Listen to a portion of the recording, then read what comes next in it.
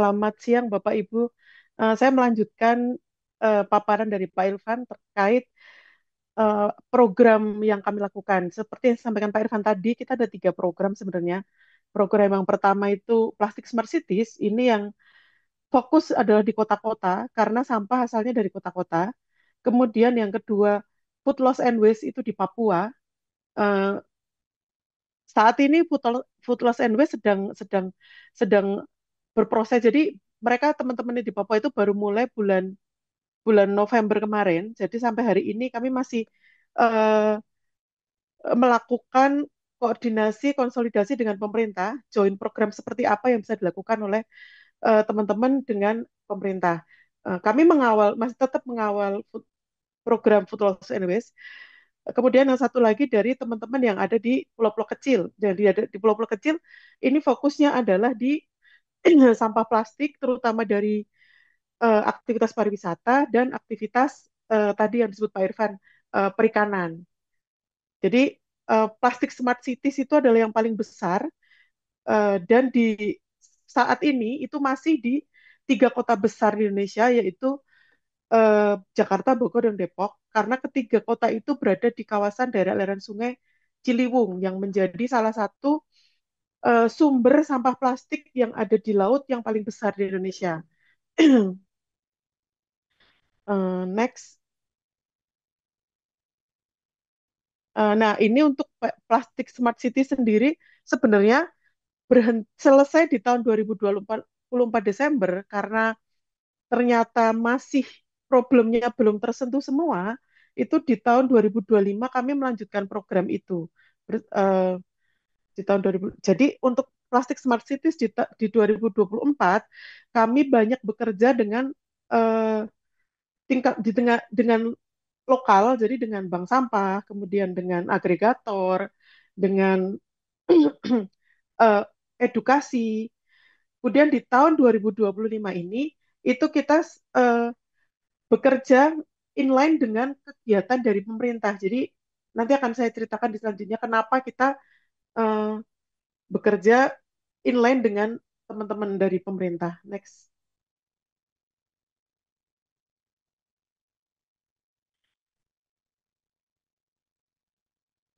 next ada. Jadi, nah untuk informasi plastik smart cities. Jadi untuk data yang terakhir kami tampilkan di sini adalah data tahun 2024 karena 2025 masih berjalan. Untuk jadi plastik smart cities itu sebenarnya kita ada untuk plastik di WWF itu ada 3 pilar. Pilar yang pertama NPIN, No Plastic in Nature. Kemudian pilar yang kedua adalah Plastik Smart City sendiri. Kemudian yang ketiga adalah IPR. Nah, di WWF Indonesia itu dijadikan satu di dalam Plastik Smart Cities. Nah, kegiatan apa yang ada di Plastik Smart Cities itu ada mulai dari reduksi. Reduksi itu reduksi yang ada di WWF itu eh, jadi ada dua. Kalau reduksi pengertian dari kita adalah mereduksi sampah yang lari ke TPA. Tetapi kalau di WWF, selain mereduksi sampah yang lari ke TPA, kita juga mereduksi sampah yang diproduksi, terutama plastik. Jadi teman-teman di tim edukasi itu kami ada kegiatan dengan sekolah-sekolah untuk dan universitas untuk melakukan edukasi pengurangan sampah dari sumber. Untuk di tahun ini kita untuk pengurangan sampah dari sumber itu kita tidak hanya di sekolah dan universitas, tapi kita juga ke masyarakat. Nanti akan bersama-sama dengan DLH dan KLH. Kemudian yang kedua kita bekerja di collection atau di pengumpulan. Di pengumpulan itu kita menyediakan basic collection service untuk pengolahan sampah.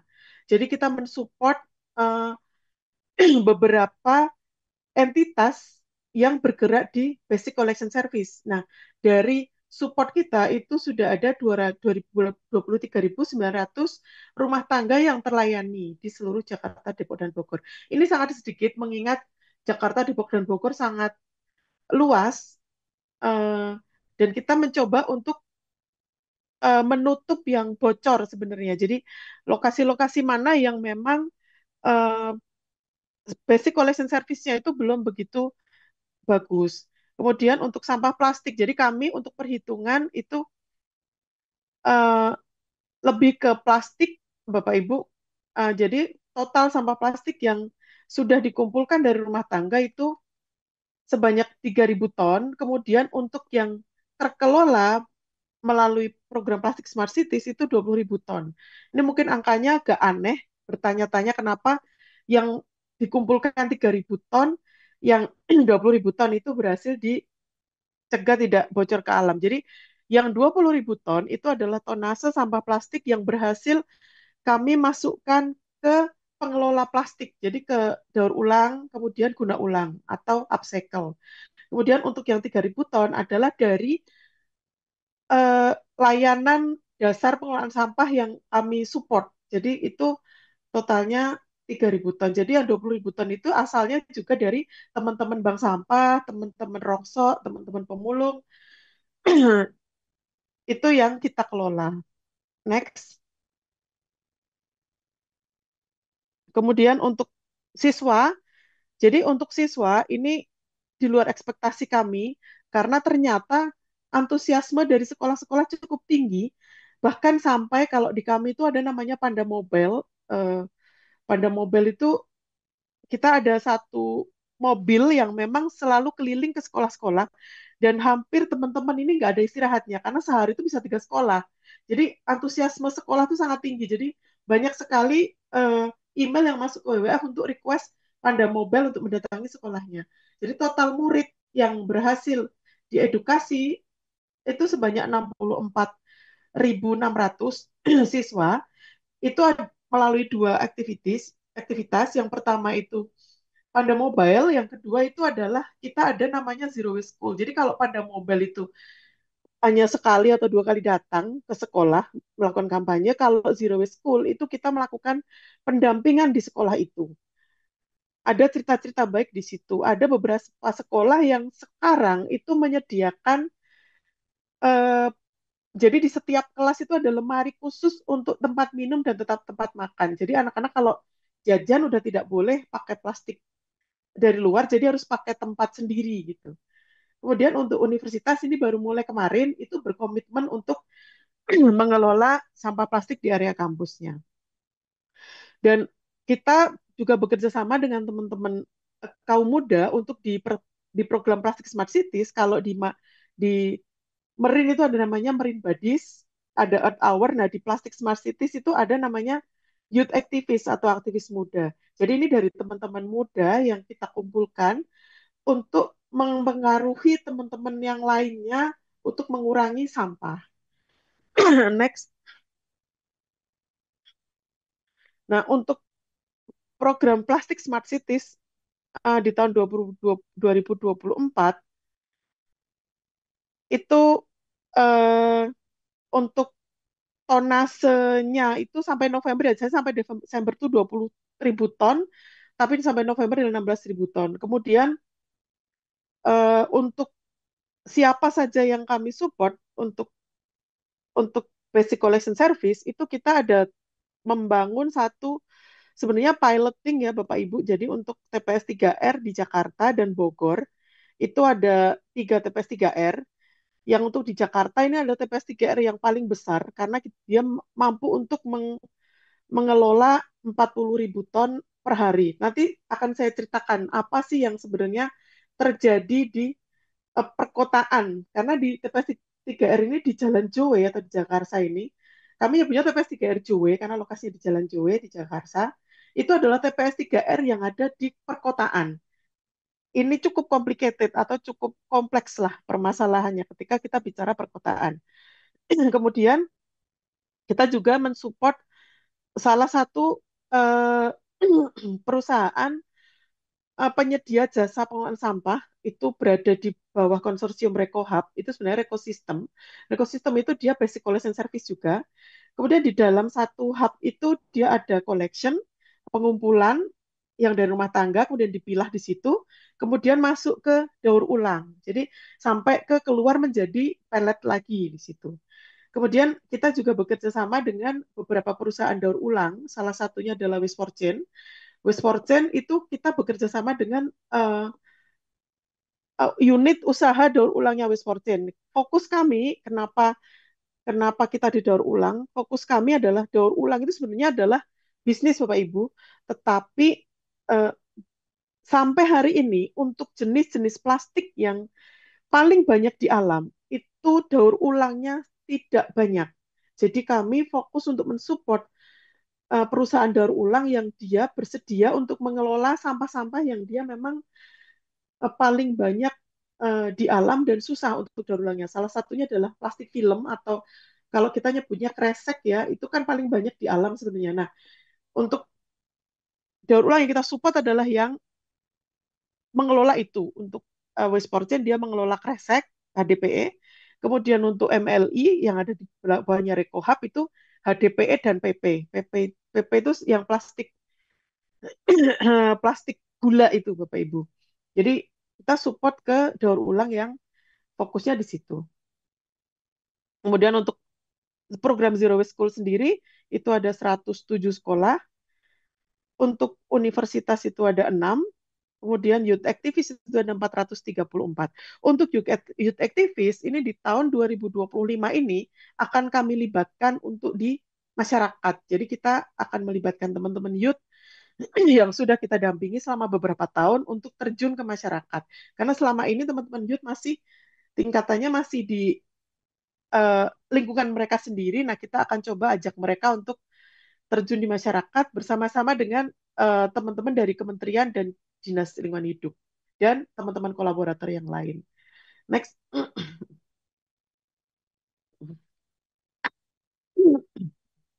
Nah, ini adalah mitra-mitra plastik Smart Cities. Kita ada bank sampah. Jadi kalau di tadi Pak Irfan sudah menyebutkan sampah itu jadi berkah. Kalau di WWF sekarang kami sedang mulai mencoba untuk merubah jargon itu, termasuk di teman-teman bank sampah, adalah sampahmu tanggung jawabmu. Jadi bank sampah yang kita dampingi itu ada bank sampah unit dan bank sampah induk yang di sana mereka tidak hanya melakukan pengumpulan, tetapi mereka juga melakukan edukasi kepada nasabahnya. Seperti apa sih sebenarnya, bagaimana sih mengelola sampah dari sumber dan pilihan-pilihan seperti apa yang dilakukan oleh nasabah untuk mengurangi plastik yang dia memiliki potensi bocoran ke lingkungan seperti itu. Kemudian kita juga mensupport 3 perusahaan startup, itu Recycling Village, Rapo, dan Stufo Lab.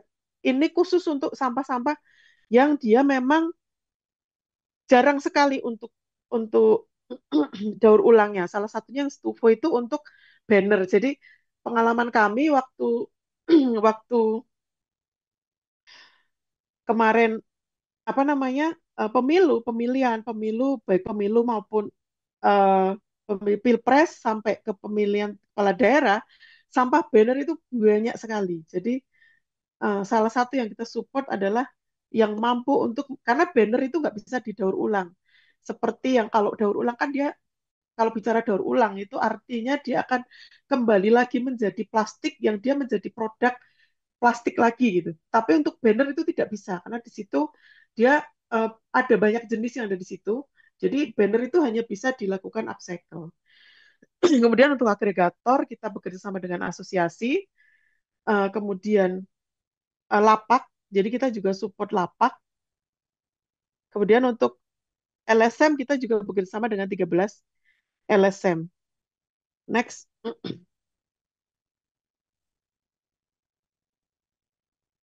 Nah, dari kegiatan kami dari 2021 hingga 2024, kami berusaha untuk mencoba menghitung berapa sih sebenarnya kontribusi kami untuk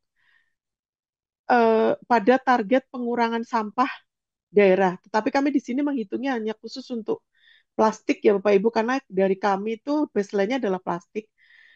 Jadi eh, kita mencoba, memang kontribusi kami cukup tidak tidak banyak Bapak Ibu, meskipun kita sudah berjalan. Jadi kalau kita bicara tentang plastik atau sampah, BWF tidak bisa bekerja sendiri. Jadi dari 4 tahun saja kami hanya mampu untuk berkontribusi yang warna hijau itu Bapak Ibu. Kecil sekali kalau dibandingkan dengan targetnya. Jadi memang ini harus dilakukan bersama-sama dan berkolaborasi. Oleh karena itu di tahun 2025 ini itu kita pemerintah pemerintah pusat melalui Kementerian Lingkungan Hidup dan Dinas Lingkungan Hidup Provinsi Jakarta itu membuat kolaborasi bersama untuk salah satu pilot yang kita dampingi saat ini adalah di Jakarta Utara. Next. Nah, ini adalah lokasi kami. Next. Untuk Kabupaten Bogor memang kami belum masuk ke sana, tetapi ya semoga nanti kapan-kapan kita akan support juga di sana. Next. Untuk Nah, ini yang sebenarnya saya pengen cerita seperti apa sih tantangannya dari proyek implementasi proyek PSC tersebut. Yang pertama, dari sisi regulasi dan kebijakan. Jadi, ada perbedaan regulasi untuk kawasan perkotaan dan perdesaan. Jadi, yang membuat sistem pengelolaan sampah di perkotaan itu menjadi lebih kompleks. Untuk di perdesaan, di keperdesaan yang notabene kabupaten, itu desentralisasi desentralisasi pengelolaan sampah itu cenderung lebih lebih apa ya jalannya lebih halus gitu karena pemerintah desa itu memiliki otoritas untuk mengatur dan membuat sistem yang mengacu pada sistem pengelolaan sampah di tingkatan yang lebih tinggi. Jadi untuk di DIY sendiri beberapa beberapa desa itu sudah ada BUMDes, termasuk di Lombok, Bali itu banyak sekali BUMDes-BUMDes yang bermunculan. Jadi pengelolaan sampah dan BUMDes itu memiliki apa ya, memiliki otoritas apa desa itu memiliki otoritas untuk memulai dari sumber. Jadi saya pernah mendampingi di Lombok itu per BUMDes itu di pemerintah desa itu mengeluarkan perdes yang mengharuskan warga untuk memilah dari sumber. Kalau tidak milah tidak diangkut seperti itu. Ada juga BUMDes desa yang menetapkan tipping fee itu bersama-sama dengan pembayaran air. Jadi kalau mereka mau nggak mau semua menjadi anggota apa menjadi pelanggannya TPS 3R. Kemudian kalau di perkotaan ini yang agak kompleks karena di perkotaan sendiri itu TPS 3R ini tidak bisa dikelola dengan menggunakan mekanisme BUMDes. Jadi mungkin sebagai contoh di Jowe itu untuk pengumpulan dan pengangkutan dari rumah tangga itu dilakukan oleh BPS RW dan beberapa private sector atau kalau kami nyebutnya itu penggerobak, kalau di Jogja juga nyebutnya mungkin penggerobak ya. Penggerobak yang itu notabene adalah informal. Kemudian yang informal seperti Pak Irfan tadi cerita, teman-teman penggerobak ini, mereka melakukan pemilahan, ada yang, karena di Jakarta lahannya cukup sempit, pemilahan itu dilakukan di jalan Bapak Ibu. Jadi ketika apa namanya sampah itu diambil dari rumah tangga, mereka angkat di atas pickup, kemudian dibuka di sana, kemudian dipilah di situ. Yang akhirnya beberapa sampah yang dia lembar itu banyak yang berceceran gitu. Kemudian masuk ke TPS 3R baru itu menjadi ranahnya Satpel. Satpel itu di bawah Dinas Lingkungan Hidup. Dan di situ untuk yang kami dampingi itu kita coba memaksimalkan pemilahan selain dilakukan karena pemilahan di jalan itu tidak efektif, hanya yang kelihatan saja dan kami mencoba untuk memaksimalkan pemilahan itu di TPS 3R yang kami support, yang kami revitalisasi di Joe. Itu kita tidak sendiri, tapi kita bersama dengan teman-teman dari pemerintah dan salah satu perusahaan swasta yang dia berkomitmen pada yang disampaikan oleh Pak Irfan tadi IPR. Kemudian uh, uh, yang tadi saya kompleks tadi, jadi gimana ya? Kalau di desa itu kita bisa mengelola itu dengan mekanisme bisnis yang pengelolaan sampah di tengah itu akhirnya bisa lebih sustainable. Seperti mungkin kalau yang tinggal di Jogja, kalau Bapak Ibu melihat di Panggung Harjo, kemudian di Gosari, itu pengelolaan sampah di tengah itu cukup sustainable. Sedangkan untuk di kota, kalau Jakarta iya, karena APBD-nya cukup tinggi. Tetapi kalau kota yang APBD-nya tidak begitu tinggi, yang di tengah itu diserahkan ke KSM, untuk melembagakan KSM ini ada agak kesulitan, seperti yang terjadi di Bogor. Jadi KSM ini menjadi lembaga yang gimana ya? Jadi lembaganya itu menjadi tidak formal karena kecuali makanya kami sekarang sedang berusaha seperti apa sih bagaimana menformalkan KSM yang di kawasan perkotaan. Salah satu yang kami jajaki adalah dengan mengkoperasikan KSM atau kelompok swadaya masyarakat tersebut. Kalau di pedesaan itu bisa di bawah BUMDes, jadi lebih ADART-nya lebih jelas, ini apa namanya pengelolaannya lebih jelas. Kalau di kota itu bentuknya KSM, jadi memang ini yang agak agak kesulitan. Kemudian untuk yang kedua itu regulasi yang membuat private sector untuk berkontribusi dalam pengurangan sampah, terutama bersifat plastik itu belum begitu mengikat. Jadi sifatnya masih voluntary. Jadi kalau di kita itu mungkin nanti Pak Ucup dari LH akan lebih menjelaskan. Jadi kita ada Permen LH nomor 75 tahun 2019 itu adalah tanggung jawab produsen. Jadi dia berbicara tentang extended producer responsibility. Nah, itu sifatnya masih voluntary. Padahal salah satu pendanaan yang bisa diakses untuk meningkatkan sistem pengelolaan sampah adalah menggunakan pendanaan dari mekanisme IPR. Tapi di kita karena sifatnya masih voluntary, jadi eh, ketersediaan pendanaan dari mekanisme IPR dalam pengelolaan sampah itu belum begitu besar. Hanya beberapa perusahaan yang sudah berkomitmen. Nah, tapi Kemudian mohon izin 2 menit lagi ya, Mbak. ya ya Bu, kepatuhan pada regulasi masih lemah, kemudian perubahan perubahan pemerintahan dan penganggaran ini cukup apa ya namanya cukup berpengaruh pada implementasi dari proyek kami. Kemudian keterbatasan infrastruktur persampahan seperti yang sudah disampaikan oleh Pak Irfan tadi. Nah, yang sekarang pemerintah kita itu sangat tergantung pada TPA pertama, kemudian menjadikan WTE dengan RDF itu menjadi solusi utama. Jadi pemilahan itu apa enforcement untuk pemilahan itu kurang greget gitu karena wah nggak dibilang nggak apa-apa bisa jadi RDF seperti itu. Dan daur ulang nggak apa-apa bisa jadi RDF. Padahal itu hanya solusi jangka pendek menurut kami gitu. Kemudian rendahnya tingkat pengumpulan dan pengelolaan, keterlibatan masyarakat tadi disampaikan Pak Irfan, rendahnya keterlibatan sektor swasta seperti yang disampaikan tadi karena IPR masih voluntary, kemudian keberlanjutan dari pendanaan. Next,